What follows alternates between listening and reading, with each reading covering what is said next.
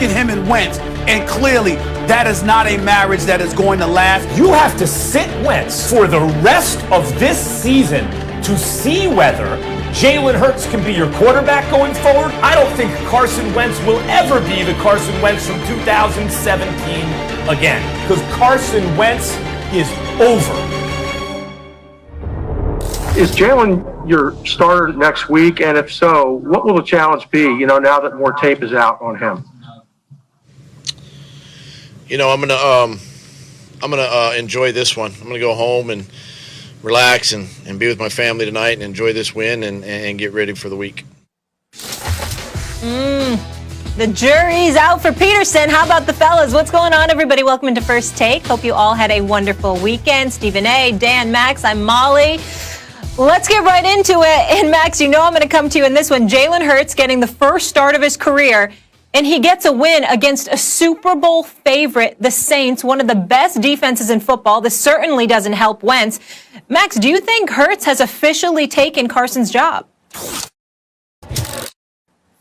Yes, officially, I don't know, because they won't come out and say it, because that coach, Doug Peterson, looks scared, like he doesn't have autonomy. Guys, the Eagles have been a different football team over the last almost 6 quarters. A different football team. And it's not the first time we've seen this. Like, Nick Foles takes Carson Wentz's job because of injury. Carson Wentz was having a great year. But Nick Foles is the one that went on the Super Bowl run and won Super Bowl MVP. And then the next year, Carson Wentz was 5-6, and the Eagles were flat. They were dead in the water. They weren't going anywhere.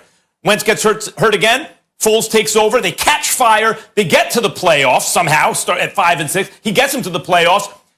Beats the Bears, throws a perfect pass, goes through his receiver's hands, or else they also beat the Saints to get to the NFC Championship game in the next season. This is like, it keeps happening. By the way, last year in the playoffs, a 40-year-old Josh McCown comes in, with a torn hamstring, and they lost to Seattle by the same margin they lost with Wentz week 12 of that season, right? Like, the team does not function with Wentz, I think, because he won't run the offense. Now, before you talk to me about the offensive line, according to ESPN Analytics, the Eagles' offensive line in pass blocking win rate is 11th in the league. Run blocking, it's better, but pass blocking is 11th in the league. But it's the offensive line, right? Because look how much Carson Wentz is getting sacked. In that case, a rookie second-round pick making his first start against the NFL's best defense should have been sacked 1 million times. How many times was he sacked? 0. He was sacked 0. Now, does his mobility help him?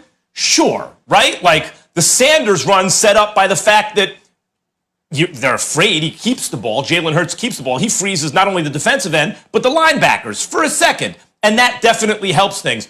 But that doesn't explain why he doesn't get sacked at all. Randall Cunningham was sacked 60 times one season, 72 times another season. Just because you're mobile, if you're playing behind a bad offensive line, in fact, you will get sacked. That didn't happen. Maybe it's because Jalen Hurts will simply run the offense. And it's not that he looked, oh my God, amazing. It's that he wasn't making the stupid mistakes that Carson Wentz makes every single week, multiple times a game. Guys, you owe the offensive line an apology, both of you, for harping on that, because it seems to function fine without Carson Wentz. And the time to fix Wentz was months ago. It's too late. By the way, behind that same offensive line where Hurts didn't get sacked once, Carson Wentz has been the worst statistical starter in the NFL this year. The worst. No. Carson Wentz's days as the Eagles' starting quarterback are over. Well, first of all, let's not start off the show on a Monday morning saying asinine statements like we owe the offensive line an apology. We watched what we watched. We saw what we saw. We didn't completely absolve Carson Wentz from blame. But at the same time, we had to acknowledge the fact that the offensive line didn't have some great games. They played a great game yesterday. It was one of their better games. You have a guy in Jalen Hurts that scrambled out of the pocket on at least 3 occasions, ran the ball effectively in the first half, clearly was throwing the football relatively decently, and he gave them a spark. I think the profound argument to make against Carson Wentz is his unwillingness to listen, because he's got an elevated level of cachet, and as a result, because of that and not listening, that may have compromised the success of the team. but there is such a word as humility. You might not know much about that, Max. I don't know. I know I do, but I will tell you this. At the end of the day, when you look at a Carson Wentz, the question as to whether or not this is Hurts' team and his job is gone, Carson Wentz's job is gone. For this season, sure, because the season Carson Wentz has been so god-awful, he deserves to get benched for the rest of this season. But he's about 28 years of age. He's got a tremendous future ahead of him as far as I'm concerned if he could eliminate those mistakes. I'm not going to look at a guy that was a top 2 candidate for league MVP honors 3 years ago and suddenly say, you're finished, you're done because of a bad season. There are plenty of people throughout NFL history that have had bad seasons and have had the opportunity to come back, make amends, and did just that. I'm going to assume and surmise that that is Carson Wentz. We looked at him, we said he could throw the ball. We looked at him and said he could run with the football, that he could definitely inspire his teammates, etc., etc. We said those things in the past. Had I never saw those things in the past, that would be different. But because I have, I'm going to believe that it can happen again. It just doesn't need to happen this season because they don't need to be engaging in some kind of reclamation project in the heart of the season as you're trying to gear for a playoff run, trying to overcome whatever issues exist in the NFC East and end up in the playoffs yourself. It's too late for all of that. So Carson Wentz, in my opinion, should be finished for this season. In terms of moving ahead, in terms of his future being done in Philadelphia, hell no, I'm not going to say that. I need to see more from Hurts throwing the football before I make such a proclamation. I didn't see that yesterday, so I'm not going to take that position. Yeah, I'll answer the question first. Yes, this is Jalen Hurts' job for the rest of the year. It was last week, okay? Yesterday just kind of put a stamp on that. Max, I'm a little disappointed in you, to be honest. Like, that shows... The last 5 minutes shows me that you're a better person than I am. Because if I were you, I would have buried me. You came out and were like a little bit of soft.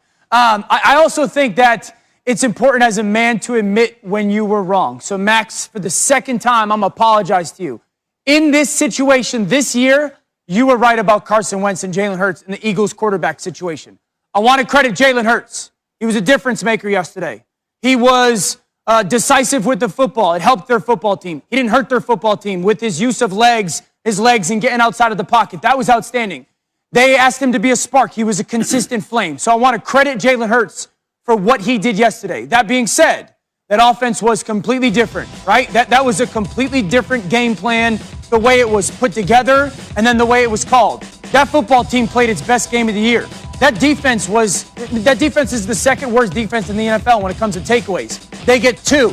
They get 5 sacks, 3 and out. So that defense played a complete football game. I don't know why that happens. Like, that's where I am with Carson Wentz and this football team. Why? Why the disconnect between you and the way your team performs? It's specifically on the defensive side of the football. Why the disconnect between you and the way your coach calls a game? And that's where I want to take the conversation for me. I think that, like, what needs to happen with Wentz, whether it's in Philadelphia or moving forward, is you got to go back and sit down and talk with him about 2017 and what that did to him mentally. Watching someone else, your job gets ripped away from you because of injury, someone else takes your team to the Super Bowl. 2018, your job gets ripped away from you because of injury, someone takes your team to the playoffs. 2019, you put the team on your back and you carry them to the playoffs. Finally, you've overcome the demons of Nick Foles, and then all of a sudden the second round pick. You've got to figure out where he is here more than anywhere he is physically moving forward for Carson Wentz. Okay, well, if you want to get buried, here comes the avalanche. Dan, he didn't do anything last year. Put the team on his back. That's he the stunk dumbest last comment year. of the day. I tried to tell you that. He was regressing. He was regressing. Do you think he woke up one day and he became the worst quarterback in football? No, exactly. It didn't happen overnight. And Stephen A., that's why when you say what he was 3 years ago, it took him 3 years step by step to get here. It's going to take years step by step to get back. In that 3 year period, he throws for 81 touchdowns and 21 picks. It's never been done like that. Okay, you keep... But you can't just point to a single moment, Max. Dan, you keep bringing that up. Are you denying it was step by step that he got here? You think he just fell off a cliff? Because I saw this last year. And the reason Carson Wentz, like, why does the team function better without Wentz? I never have questioned his toughness or his talent. He's extremely tough and he's talented, and I'm sure he's dedicated and wants to be great. He's arrogant, and he has too much power in the organization. Think about how Trubisky acted when he was benched. Benched for Foles. Not because of injury, benched for Foles. Did he come out whining and pouting the way Carson Wentz did?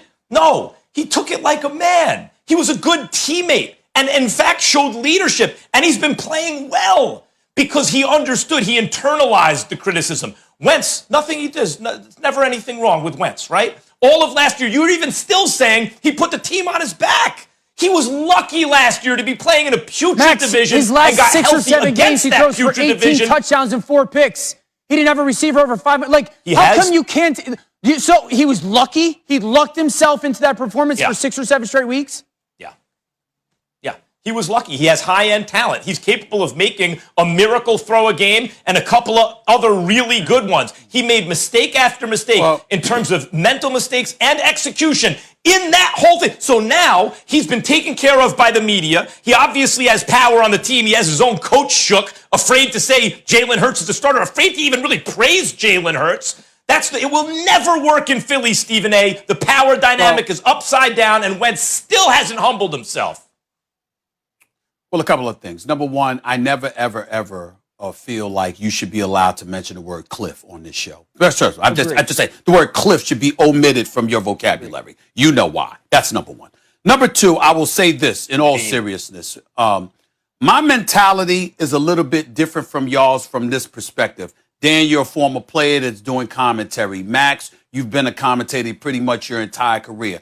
I started off as a reporter. So basically what you're doing is you're chronicling step by step by step. Like, for example, I'm on soap opera. So guess what? I'm on a soap opera General Hospital. Even though you know the star is going to live no matter what happens, it still doesn't prevent you from telling the story. That's why I don't leapfrog.